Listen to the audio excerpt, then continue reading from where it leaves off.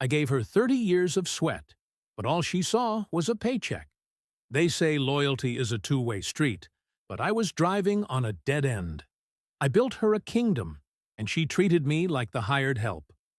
Most men realize too late that their partner is actually their biggest liability. The betrayal didn't happen in a bedroom. It happened at our own dinner table. It was Sunday dinner. The whole family was there, and she finally showed her true colors. She didn't just insult me. She tried to erase every sacrifice I'd ever made. You think you know the woman sleeping next to you until the status gets to her head.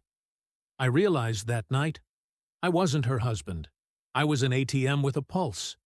If you're a man who provides, you need to hear this before it's your turn.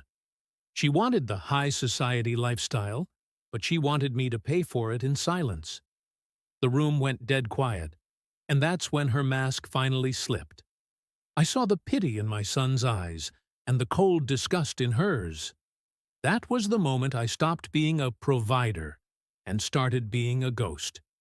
Here's how I walked away from a 30-year lie without saying a single word.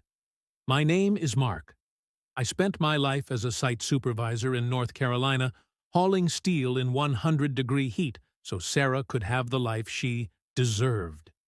Sarah used to be a girl from the country, but lately she'd turned into something else. She was all Botox, $400 hair appointments, and lifestyle branding. She looked like $1,000,000, but felt like an ice cube. She started hanging out with the new money crowd, tech guys who've never had a blister in their lives. The explosion happened at our anniversary dinner. Our kids were there with their corporate spouses. Sarah was holding court, complaining about our outdated kitchen. One of our son's friends, a guy in a designer hoodie, asked me what I did. Before I could breathe, Sarah laughed. It was that sharp, fake laugh that cuts like a razor. "Mark?" she sneered, swirling her wine. "He was just the heavy lifter. He's the reason we have the walls, but I'm the reason there's actually a life inside them. He's basically my retired maintenance man now. He doesn't really do intellectual conversation." The table went silent. My kids looked at their plates. Sarah didn't even look at me.